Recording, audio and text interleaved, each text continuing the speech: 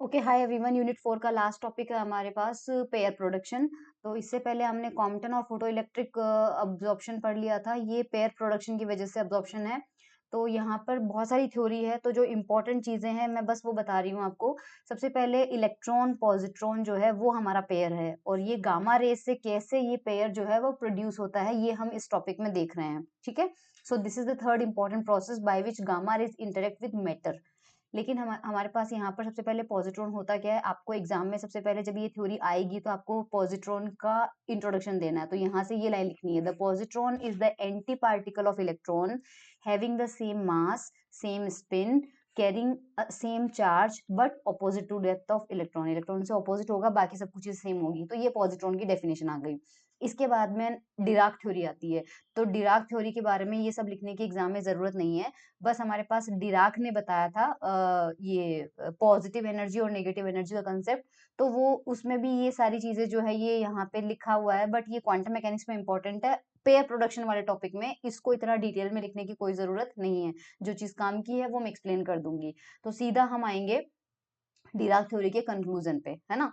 सो Dirac ने ये कहा था, है ना, डिराक इलेक्ट्रॉन थ्योरी में ये कहा गया था कि total energy of electron can be both positive and negative. आपको स्टार्ट यहीं से करना है। जो पेयर प्रोडक्शन वाला टॉपिक है उसमें पॉजिट्रॉन का इंट्रोडक्शन देना है थोड़ा सा, फिर बताना है कि डिराक इलेक्ट्रॉन थ्योरी के according total energy of electron can be both positive and negative, और वो हमारे पास में ये वाली वैल्यू आ जाती है। और ये वाली जो वैल्यू है वो आपको पता है कि थ्योरी ऑफ रिलेटिविटी में हमारे पास E square is equal to होता है P square C square plus M not square C raise to power 4। दोनों साइड में अंडर रूट लेंगे तो ई की वैल्यू क्या आ जाएगी, plus minus root of P square C square plus M not C raise to power 4। अब यहाँ पे हमारे पास एनर्जी की वैल्यू पॉजिटिव भी है और नेगेटिव भी है। ठीक है, तो यहाँ पर दो कंडीशंस आती है। दो कंडीशन कैसे आती है, सपोज इस पी स्क्वायर सी स्क्वायर को, क्योंकि ये this is a square, right, ये एक चीज का स्क्वायर है, so it will always be A positive number. इस पी स्क्वायर सी स्क्वायर को हमारे अभी वाले केस के लिए मान लेते हैं, इसकी वैल्यू कुछ असाइन कर देते हैं 5। मान लो 5 कर दिया। सो ई कैन बी, जब पॉजिटिव साइन लेती हूँ मैं तो प्लस का 5 plus M not C raise to power 4 ये आएगा। क्या इससे ये निकाल सकते हैं कि एनर्जी की वैल्यू जो है वो एम नॉट सी स्क्वायर से ज्यादा आएगा? क्योंकि अगर ये 5 नहीं होता, 5 की जगह 0 होता, तो आपको क्या मिलता, ई की वैल्यू क्या मिलती, M not C square. Correct, दोनों साइड में आपको ई की वैल्यू क्या मिलती, सॉरी यहाँ पे स्क्वायर था, सो इसका अंडर रूट आ जाता है M not square C power 4 का। तो ये जो 5 है ये उसको एम नॉट सी स्क्वायर, मतलब अगर मैं 5 को रिप्लेस करती 0 से तो ये वैल्यू इतनी आती। तो 5 जो है वो ऐड हो रहा है, इसका मतलब एनर्जी आपके पास एम नॉट सी स्क्वायर से ज्यादा आ रही है। ये आपके पास कंडीशन बनाती है पॉजिटिव साइन में। अपन नेगेटिव लेते हैं। नेगेटिव में आपके पास root of P square C square plus M not square C raise to power 4 आ रहा है। यहाँ पर बाहर नेगेटिव है, सो आप ये चीज ध्यान रखो कि आपके पास इस बार ये नेगेटिव जो है वो अंदर मल्टीप्लाई होगा, या आपके पास में क्वांटिटी नेगेटिव आएगी। अगेन इस वैल्यू जो है ये वैल्यू पॉजिटिव ही होगी।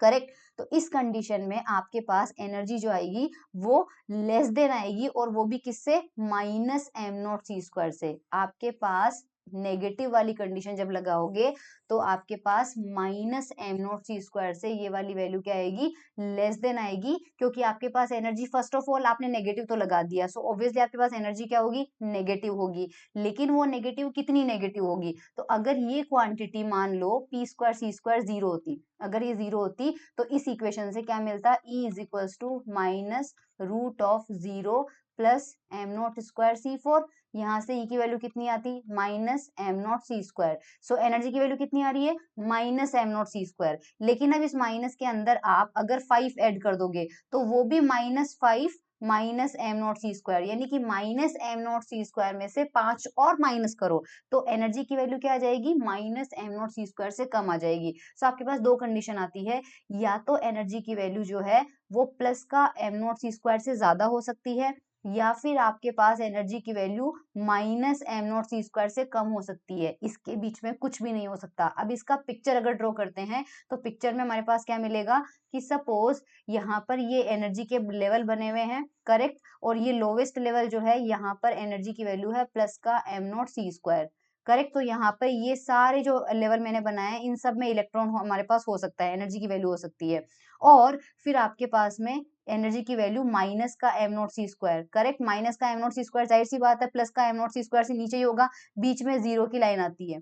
मान लीजिए ये आपके पास जीरो की लाइन है, तो जितना आपके पास ये ऊपर है उतना ही आपके पास ये लेवल नीचे होगा, माइनस का एम नॉट सी स्क्वायर। तो नीचे के जो लेवल हैं इनके अंदर भी आपके पास इलेक्ट्रॉन हो सकता है। डिराक इलेक्ट्रॉन थ्योरी ये कहती है कि आपने ये कहा था कि इलेक्ट्रॉन की energy m not C square से ज्यादा हो सकती है, यानी कि वो यहाँ रह सकता है, minus am not C square से कम हो सकता है, यानी वो यहाँ रह सकता है।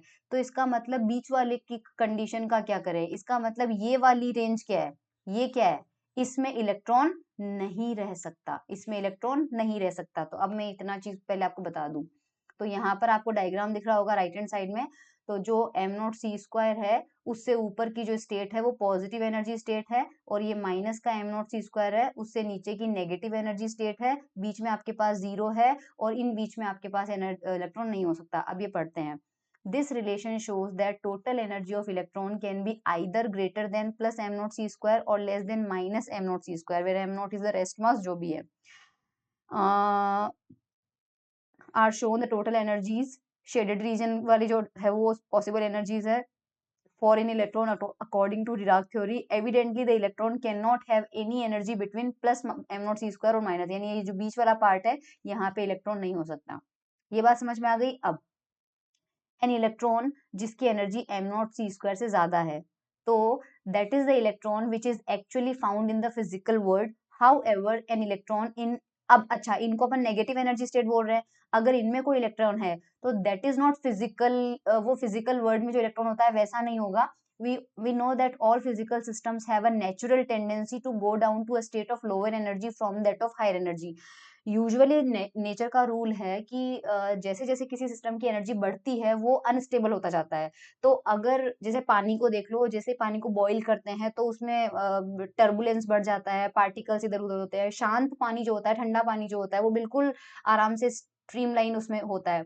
तो ये चीज सारे सिस्टम फॉलो करते हैं कि जब भी किसी सिस्टम की एनर्जी बढ़ा देते हैं तो उस सिस्टम की कोशिश पूरी ये रहती है कि वो एनर्जी रिलीज करके लोवेस्ट एनर्जी में आ जाए। इसलिए हम कहते हैं कि स्पॉन्टेनियसली कोई भी सिस्टम होता है तो वो हमेशा ग्राउंड स्टेट में रहना पसंद करता है, क्योंकि ग्राउंड स्टेट में उसकी मिनिमम एनर्जी होती है। तो यहाँ पर यही लिखा हुआ है कि नेचुरल टेंडेंसी हमेशा लोअर स्टेट में आने की होती है, और हमारे पास लोअर में क्या है, नेगेटिव एनर्जी है। Now, if the existence of the negative energy state of the electron as predicted by Dirac theory is a physical reality, then all electron in the positive energy states will have a tendency to go down to the negative state.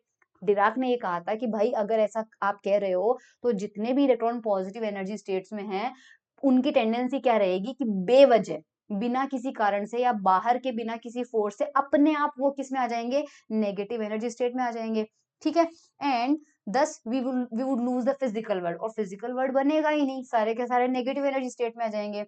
However this does not actually happen, since according to Dirac all the negative energy states are completely filled. अब ऐसा क्यों नहीं होता है, तो Dirac जब Dirac से कहा गया कि ठीक है आपने बता दिया कि पॉजिटिव एनर्जी स्टेट्स में इलेक्ट्रॉन है, नेगेटिव एनर्जी स्टेट्स में इलेक्ट्रॉन है, लेकिन नेचर का रूल तो ये है कि सिस्टम जो है वो अपने आप लोवेस्ट एनर्जी में रहना चाहेगा, तो जो ऊपर के इलेक्ट्रॉन है वो ऊपर क्यों रहेंगे, नीचे आ जाएंगे। तो डिराक ने कहा कि यस बिल्कुल आ जाएंगे, लेकिन फिर डिराक ने कहा था कि पाउली एक्सक्लूजन प्रिंसिपल को आप याद करो। पाउली ने ये कहा था कि अगर एक स्टेट में एक इलेक्ट्रॉन है तो वहां पर दूसरा इलेक्ट्रॉन नहीं आ सकता। So as the electron obey Pauli exclusion principle, no two electron can occupy the same state. इसलिए नीचे जो स्टेट्स है वो इलेक्ट्रॉन से कंप्लीटली फिल्ड है, वहां पर जगह नहीं है, इसलिए ऊपर से नीचे इलेक्ट्रॉन नहीं आ रहा है और ऊपर हमें इलेक्ट्रॉन मिल जाएगा और हमारा फिजिकल वर्ल्ड बन भी जाएगा। ये चीजें आपको समझाने के लिए थी सिर्फ, है ना। मेन मुद्दा हमारे पास पॉजिट्रॉन का कंसेप्ट समझाने का है जो अब समझ में आएगा आपको।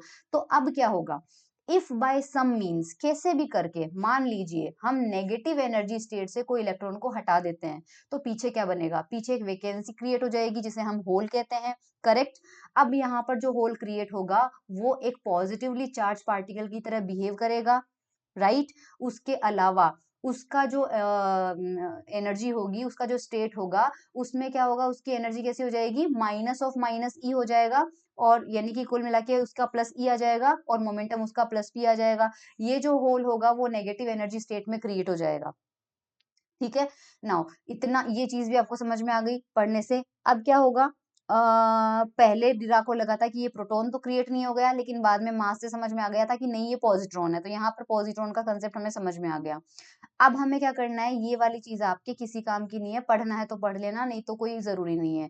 हमारा इंपॉर्टेंट चीज है कि गामा रेस को इंटरेक्शन करवाना है। अब to produce a positron, positron को प्रोड्यूस करना कैसे, अभी तो हमने बता दिया कि पॉजिट्रॉन जब प्रोड्यूस हो जाएगा, अभी अभी वाले पैराग्राफ में क्या था, अभी वाले पैराग्राफ में हमने लिखा था कि सपोज बाय सम मीन्स, यानी कैसे भी करके इलेक्ट्रॉन को हमने रिमूव कर लिया नेगेटिव एनर्जी स्टेट से।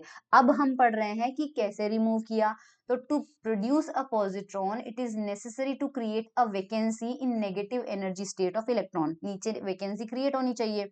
तो क्रिएट करने के लिए अपन क्या करेंगे, अब आप देखिए इसका मतलब नीचे से एक इलेक्ट्रॉन ऊपर जाना चाहिए, और नीचे से एक इलेक्ट्रॉन ऊपर कैसे जाएगा, तो हमारे पास में यहाँ पर ये है प्लस का m not C square level, correct, और यहाँ पे हमारे पास है minus am not C square. तो आप बताइए कि ये जो एनर्जी गैप है ये कितना हुआ, this energy gap is M not C square minus of minus am not C square which is equals to 2 am not C square. So अगर हमारे पास नेगेटिव एनर्जी स्टेट में कोई इलेक्ट्रॉन है तो हम क्या करेंगे, गामा रेज डालेंगे, हम क्या करेंगे, गामा रेज डालेंगे हमारे मैटर पे, ये इलेक्ट्रॉन उस गामा रेज के फोटोन को अब्सॉर्ब करेगा, और अगर हम जो फोटोन डाल रहे हैं उसकी energy 2 am not C square हुई तो ये इस गैप को पार कर जाएगा और कहाँ चला जाएगा, पॉजिटिव स्टेट में चला जाएगा, और यहाँ पर क्या क्रिएट हो जाएगा, पॉजिट्रॉन क्रिएट हो जाएगा। अब ये लाइन में पढ़ के बता देती हूँ। सो हमारे पास में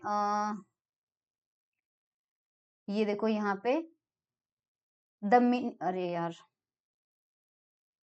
यहाँ पे देखो the minimum energy needed for such transition is 2 am not C square, correct, हमें ऊपर जाना है तो ये एनर्जी आ जाएगी, दिस एनर्जी, अब ये एनर्जी आएगी कहाँ से, this energy can be given to the electron in the negative energy state by bombarding it with gamma ray photons of energy e gamma which is greater than, मतलब minimum कितनी energy चाहिए उसको, 2 am not C square, तो जो हम gamma ray डालेंगे उसकी energy कितनी होनी चाहिए, 2 एम नॉट सी स्क्वायर से ज्यादा के गामा रे डालेंगे। उससे क्या होगा, अब्सॉर्बिंग द फोटोन, फोटोन का अब्सॉर्प्शन होगा, and the electron will be transfer to a vacant positive energy state, वो ऊपर कोई पॉजिटिव एनर्जी स्टेट में वेकेंट होगा तो वहां इलेक्ट्रॉन चला जाएगा, and it will behave like a normally observable electron, ऊपर पहुंच के वो नॉर्मल इलेक्ट्रॉन बन जाएगा। पीछे का क्या स्थिति होगा, the hole will be created in the negative energy state, of course behaves like a positron, hence the action of the gamma ray of the energy greater than 2 m naught c square is to create simultaneously an electron positron pair। तो जब हम 2 m naught square से ज्यादा के gamma ray डालते हैं तो ऊपर पॉजिटिव स्टेट में एक इलेक्ट्रॉन क्रिएट होता है और साइमल्टेनियसली नीचे एक पॉजिट्रॉन भी क्रिएट हो जाता है, तो ये पेयर प्रोडक्शन हो गया, गामा रेस की वजह से पेयर प्रोडक्शन हो गया। ठीक है, अब आते हैं स्कैटरिंग क्रॉस सेक्शन पे।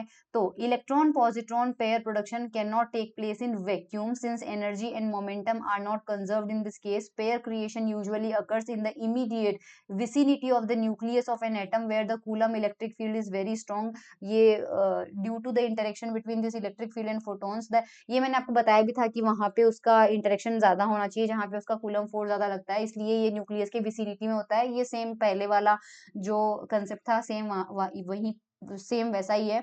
अब यहाँ से आपको ये बहुत इंपॉर्टेंट है, अगेन हम कोफिशिएंट और स्कैटरिंग क्रॉस सेक्शन में रिलेशन पढ़ेंगे जो कि प्रीवियस केस में पढ़ा था, कॉम्पटन में जो पढ़ा था सेम वही है।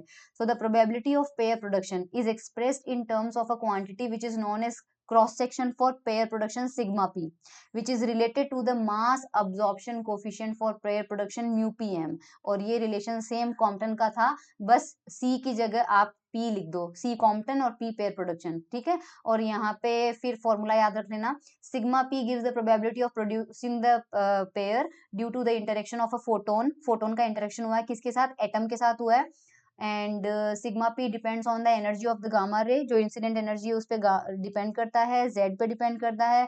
For very high energy photon, ये जो क्रॉस सेक्शन आता है इसका फॉर्मूला ये होता है। फॉर्मूला हमने किसी का डिराइव नहीं किया, ना तो फोटो इलेक्ट्रिक इफेक्ट में किया, ना कॉम्पटन इफेक्ट में किया, तो पेयर प्रोडक्शन में भी नहीं करेंगे। अल्फा आपका सोमरफील्ड फाइन स्ट्रक्चर कांस्टेंट है, आर नोट आपका क्लासिकल इलेक्ट्रॉन रेडियस है। बाकी सब चीजें यहाँ पर कैलकुलेटेड की हुई है। बस इतना ही करना था और कुछ भी नहीं करना था। ये देख लो जेड पे डिपेंड करता है, और जो कर्व था वो कर्व शायद हमने कर्व हमने पहले ही पढ़ लिया था। इसका कर्व आप ध्यान रखना, इसका कर्व हमारे पास आएगा ये। सो यहाँ पर 3 कर्व है जो मैंने प्रीवियस में समझा दिया था। ये फोटो इलेक्ट्रिक इफेक्ट का अब्जॉर्प्शन कोफिशिएंट का कर्व है, ये कॉम्पटन का कर्व है, और ये पेयर प्रोडक्शन का। क्योंकि देखो अब इसका मतलब यहाँ पे क्या है कि आपका जो मीडियम है, जब हम उस पे गामा रे इंसिडेंट करवाते हैं तो हमें अंदर पता नहीं है कि एटम के साथ इस गामा रे का जो इंटरेक्शन हो रहा है वो किस टाइप का हो रहा है, क्योंकि वो 3 टाइप से हो सकता है। फोटो इलेक्ट्रिक इफेक्ट भी, फोटो इलेक्ट्रिक इफेक्ट वाला इंटरेक्शन हो सकता है, कॉम्पटन इफेक्ट वाला इंटरेक्शन हो सकता है, या पेयर प्रोडक्शन वाला।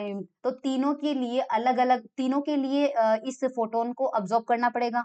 इसलिए हमारे पास अब्सॉर्प्शन कोफिशिएंट का कर्व हम ड्रॉ करते हैं फोटोन की एनर्जी के साथ में। तो 3 कर्व हमको मिलते हैं, तो तीनों का टोटल मिला के नेट अब्सॉर्प्शन आ जाता है, और वो टोटल कर्व आपका ये मिलता है आपको, है ना, यहाँ से ये। तो बस ये कर्व आप याद कर लेना। दैट्स इट, ये हमारे 3 प्रोसेस हो गए, और दैट्स इट, थैंक यू।